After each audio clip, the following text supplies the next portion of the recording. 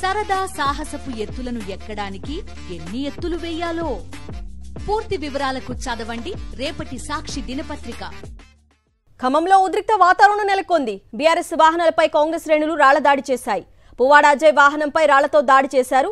ఇద్దరికి తీవ్ర గాయాలయ్యాయి, ఆసుపత్రికి తరలించారు. ఇక ఇదే ఘటనకి సంబంధించి మాజీ మంత్రి హరీష్ రావు మాట్లాడుతున్నారు. లైవ్ చూద్దాం. ప్రాజెక్టు మొత్తం నీళ్లలో మునిగిపోయింది. పాలమూరు ఎత్తిపోతల పథకం పంప్ హౌజులు మునిగిపోయినాయి. సాగర్ కెనాల్ ఇందాక ఉదయమే జగదీశ్వర్ రెడ్డి గారు నేను చూశాము, సబితక్క కూడా ఉన్నారు, వివేక్ కూడా ఉన్నారు. సాగర్ కెనాల్ తెగిపోవడానికి పూర్తిగా ప్రభుత్వ నిర్లక్ష్యమే కారణం. ఆ రోజు తాగునీరు ఖమ్మంకు తెచ్చేటప్పుడు ఎస్కేప్ కెనాల్కు వెల్డింగ్ చేసిండ్రు.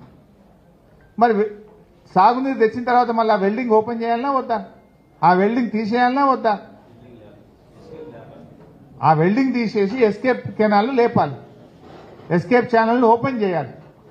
ఎస్కేప్ ఛానల్ను ఓపెన్ చేయక అది వెల్డింగ్ చేసి పెట్టడం వల్ల వరద వచ్చినప్పుడు అది ఓపెన్ చేసే అవకాశం లేకపోయింది. దాంతో 133, 134 దగ్గర 2 చోట్ల ఇవాళ నాగార్జున సాగర్ లెఫ్ట్ కెనాల్ కొట్టుకుపోయిన పరిస్థితి ఏర్పడ్డది. వేల ఎకరాల్లో పంట నష్టం జరిగింది. దాదాపు 2000 ఎకరాల్లో అక్కడ పంట నష్టం జరిగింది. ఇది కేవలం ప్రభుత్వ నిర్లక్ష్యం, అధికారుల నిర్లక్ష్యం. సకాలంలో ప్రభుత్వం స్పందించుంటే ఆ ఏదైతే టాకా కొట్టిండ్రో అది తీసేసి ఆ ఎస్కేప్ ఛానల్ ఓపెన్ చేసి ఉంటే ఇవాళ సాగర్ కెనాల్ కొట్టుకపోకపోతుండే, వేల ఎకరాల్లో పంట నష్టం జరగకపోతుండే. కొన్ని వేల ఎకరాల్లో నష్టం జరిగింది. ఇదే రెవెన్యూ మంత్రి పొంగులేటి గారు గతంలో 30,000 ఎకరానికి సహాయం చేయాలని ఆయన డిమాండ్ చేశాడు. మా ప్రభుత్వంలో ఆ రోజు ఉన్నప్పుడు 30,000 ఇవ్వాలి ఎకరానికి అన్నాడు. మీరే కదా రెవెన్యూ మంత్రి, రెవెన్యూ అండ్ రిహాబిలిటేషన్ మినిస్టర్ మీరే. మీ జిల్లాలోనే ఎక్కువ నష్టం జరిగింది. మీ నోటితోనే 30,000 ఇవ్వాలని ఆ రోజు అడిగారు.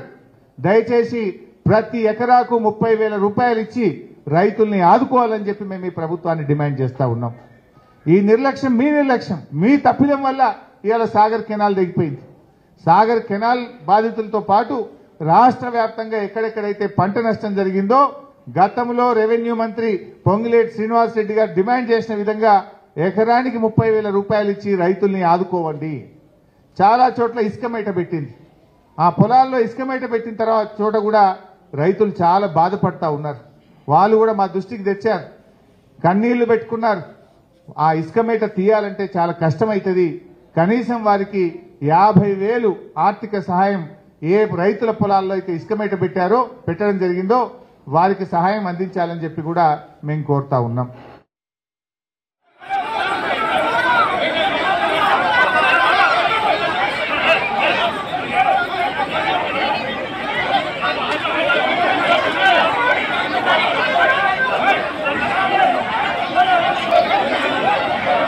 పోడ ఎందుకు వచ్చిందని